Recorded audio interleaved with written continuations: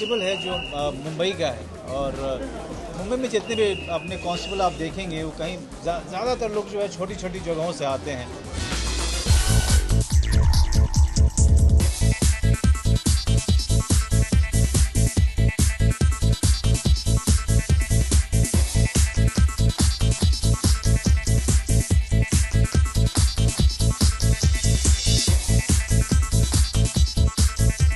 इस फिल्म से जुड़ने के पीछे मकसद साफ थे कि जो जिस तरह की फिल्म पहले ये मलयालम में बनी थी और राजेश पिल्लई ही उसके डायरेक्टर थे उस समय, और सबसे पहले मुझे फिल्म दिखाई गई थी। तभी से निर्णय लिया था कि इस फिल्म को मैं का ज़रूर हिस्सा बनेंगे। न सिर्फ फिल्म की कहानी बहुत अच्छी थी और फिल्म बहुत अच्छी बनाई गई थी, बहुत ही फास्ट पेस्ड एक थ्रिलर की तरह से है जिसमें कि बहुत ही सीरियस बात हो रही है इसके कहानी के बीच में कि एक हार्ट है जो एक जगह से दूसरी जगह लेके जाना और जिस तरह की ट्रैफिक की समस्या रहती है उसके बीच से ट्रैफिक वालों के सहयोग से, लोगों के सहयोग से इसको उसके मकाम तक पहुंचाना, उसको ये पूरी जर्नी है। ये अपने आप में काफ़ी रोमांचक है। तो कहीं भी फिल्म आपको सोचने का मौका नहीं देगी या आराम करने का मौका नहीं देगी। ये जो इसकी जो तेज़ गति थी और जो फिर ट्रैफिक कांस्टेबल का किरदार है, जिस तरह की उसकी अपनी कहानी है, पर्सनल कहानी है, वो मुझे काफ़ी अच्छी लगी। दिव्या जी, आप एक मदर का किरदार निभा रही हैं इस फिल्म में, जैसा ट्रेलर देखकर, तो वो निभाना कैसा रहा? बिटिया जिसको हार्ट चाहिए। आजकल अगर आप देखेंगे अखबारों की सुर्खियों में ये खबर आती रही है कि एक हार्ट यहाँ से कहीं और लेकर जाया गया है और ऐसे रोड से लेकर जाया गया और ट्रैफिक पुलिस ने और पाकिस्तान पुलिस ने मदद की थी इसको लेकर जाने की। सो आई एम ग्लैड कि ये फिल्म बन चुकी थी ऑलरेडी जब ये अखबार की सुर्खियाँ पड़ी। और इस फिल्म को मलयालम में बहुत सारे नेशनल अवार्ड्स भी मिले थे और बहुत बड़ी हिट भी थी। राजेश पिल्ले मेरे हिसाब से उनके अंदर एक इनोसेंस थी, चाइल्ड लाइक, जो एक सिंसेरिटी थी, जैसा मनोज ने अंदर कहा था कि उनको अगर कहें कि ये कल कर लें तो कहते थे चलते हैं, रात तक शूट करेंगे, फिर अगले दिन भी कर लेंगे। तो we used to ask him कि सोना नहीं है क्या हमको घर जाके। So he was that passionate about making this film and I am sure कहीं ना कहीं वो हमारा ये इंटरव्यू देख रहे हैं, अपनी फिल्म का ट्रेलर देख रहे हैं एंड आई रियली विश कि ये फिल्म बहुत जैसा आप लोगों ने यहाँ पर इतना अच्छा इसको रिसेप्शन दिया है। So thank you so much on behalf of him, on behalf of the entire team. माँ का रोल करना एक बहुत आई थिंक इमोशनल जर्नी रही मेरे लिए, बिकॉज सारा जो मेरा था वो हॉस्पिटल के सीन्स थे and was very disturbing and so या it was I would say जितना मैं डिस्टर्ब हूँ इतना शायद अच्छा स्क्रीन पे that's looking nice and I really think it's a very satisfying job as N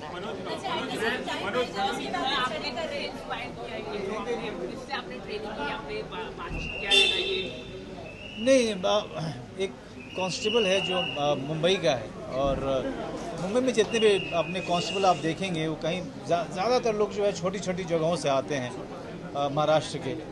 तो उनकी बातचीत को, उनके लहजे को पकड़ना, उनकी जो समस्याएं हैं, उनकी अपनी जो निजी ज़िंदगी है जो कांस्टेबल है और किन तकलीफ़ में काम करता है वो, उसके साथ क्या क्या परेशानियाँ होती है हम लोग ये जानते नहीं हैं। लेकिन इस फिल्म के ज़रिए आपको वो सब भी देखने को मिलेगा, उसकी परिवार की स्थिति, उसकी अपनी प्रोफेशनल जो क्राइसिस होती है वो क्या है और कैसे वो जॉब पे वापस जाता है, कैसे उसको ऐसा जॉब मिलता है जो कि या तो उसको फिर से जॉब से बाहर कर देगा या हमेशा के लिए उसका नाम उसको दे देगा। तो ये इस तरह की कहानी है और और जितने भी किरदार जुड़े हो, चाहे दिव्या का हो, चाहे प्रसन्नजीत चटर्जी का, चाहे परमवर्त का, ये और भी बहुत सारे जो नए नए कलाकार हैं, इनमें उनकी अपनी जो कहानी है, सब आकर के इस यात्रा से जुड़ जाती है, इस जर्नी से जुड़ती है कि हार्ट को एक जगह से लेकर दूसरी जगह जाना है और सारी की सारी ज़िंदगी एक जगह जुड़ करके और इस हार्ट को की जो यात्रा है उसको अंतिम मकाम तक पहुंचाना चाहते हैं। क्या वो होता है कि नहीं होता है और क्या क्या परेशानियां होती हैं बीच में, जो कि बहुत ही रियलिस्टिक परेशानियां हैं जो ट्रैफिक के लोग जो रोज़ हर 15 दिन में ये देखते हैं। मुझे कमिश्नर साहब कह रहे थे कि ऑर्गन को एक जगह से दूसरी जगह पहुंचाने की जो प्रक्रिया है ये हर 10-15 दिन में इन लोगों को करनी पड़ती है। इस फिल्म के ज़रिए आपको पता चलेगा कि इन लोगों की मशक्क़त क्या होती है, इनकी परेशानी क्या होती है। हम लोग गाड़ी चलाते हुए हम कभी सोच नहीं पाते हैं कि कोई ऑर्गन एम्बुलेंस से जा रहा है तो उसके पीछे कितना दिमाग, कितनी परेशानी, कितनी ऊर्जा लगती है। मनोज, हाल ही में आपने शॉर्ट फिल्म की थी। 2014 का मैं ट्रैफिक पढ़ रही थी, मैं रिसर्च कर रही थी उस टाइम। 2016, ये 2 सालों का अंतर क्यों आ गया? जी, इस 2 सालों का अंतर मैं बता रहा हूँ। पहले तो 1 साल फिल्म को हम पूरे तरीके से, जैसा मैंने कहा कि राजेश पिल्लई जिस तरह की फिल्म वो बना चुके थे, फिर उसमें बहुत सारा वो बदलाव भी करना चाह रहे थे फिल्म में, तो उन्होंने पूरे 1 साल लिया इस फिल्म को पूरा करने में। फिर 1 साल जो परेशानी आजकल हुई है कि हर फ्राइडे को 6 फिल्में, हर फ्राइडे को 5 फिल्में, तो हम कहीं ना कहीं वेट करते रहे राइट समय का और राइट अपॉर्चुनिटी का। हम इस फिल्म को वेस्ट नहीं करना चाहते थे। लेकिन इसमें जो सबसे दुखद घटना ये हुई कि जब फिल्म तैयार है लोगों तक पहुंचने के लिए, तो उसे बनाने वाला हमारे बीच नहीं है, राजेश पिल्लई।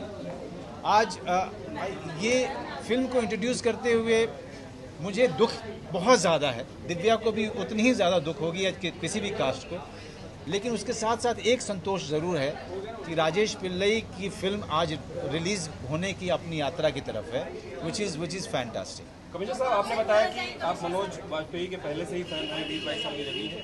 कोई पर्टिकुलर डायलॉग आपको याद आता है इनको देख करके, सत्या का या किसी फिल्म का?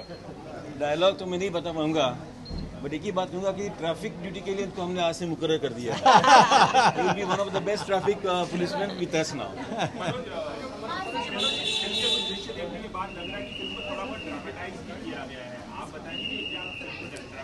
देखिए, पूरी कहानी को सबकी जीवन जितने भी किरदार हैं इसमें, सबकी अपनी कहानियां हैं जो आप देखेंगे।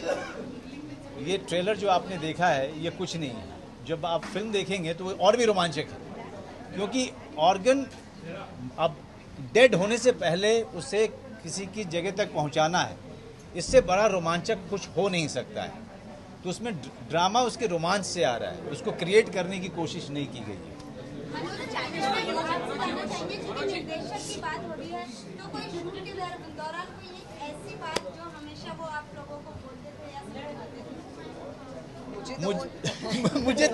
मुझे तो राजेश पिल्लई की जो बात याद आती है कि जहाँ भी जाते थे वो प्रॉन खोजते थे कि यहाँ प्रॉन मिलेगा कि नहीं मिलेगा। किसी गांव में भी शूटिंग करते थे हम क्योंकि अगर देखा होगा कि गाड़ी मैं चला रहा हूँ, तो जैसे जैसे गाड़ी आगे बढ़ती जाती थी हम लोग फिर खाना खाने के लिए पूरी बेस कैंप बनता था, तो वहाँ पे प्रॉन ज़रूर खोजते थे वो कि यहाँ प्रॉन मिलेगा कि नहीं मिलेगा।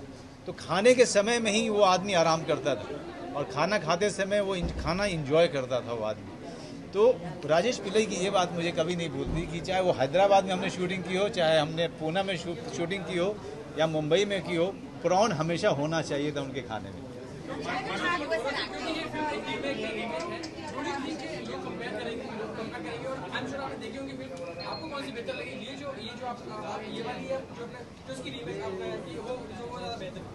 नहीं, बेहतर तीनों जो मलयालम है जो पहले बनी थी, जो सुपर हिट हुई थी, जो तमिल जो बनी थी उसके बाद, वो एग्जैक्टली वही थी, और ये भी फिल्म ऑलमोस्ट वही है। थोड़ा बहुत बदलाव हमने ज़रूर किया है, क्योंकि जाहिर सी बात है कि हिंदी का जो कि हिंदी की ऑडियंस की जो अपना एक्सपोजर है वो अलग है, उनकी सेंसिबिलिटी थोड़ी सी अलग है फिल्म देखने की, और फिल्म देखने का जो एक संस्कृति है तीनों जगहों पे अलग अलग है, तो उसके हिसाब से चीज़ों को बदलना पड़ता है। मनोज, इस सबसे एक हटके सवाल, आजकल ब्रांड एंडोर्समेंट को लेके बहुत विवाद चल रहा है। पार्लियामेंट्री कमेटी ने एक सिफारिश की है कि जो ट्रैफिक से जुड़ी हुई बात है कि नहीं बताइए? ट्रैफिक से जुड़ी बात नहीं है तो मुझे कमिश्नर साहब के साथ में नाश्ता करना है। ये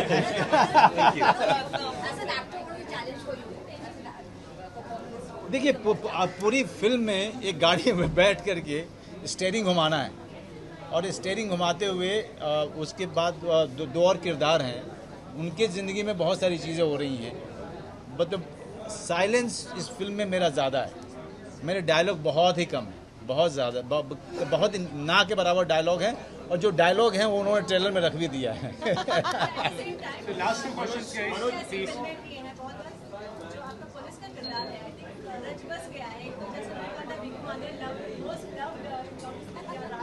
गैंगस्टर,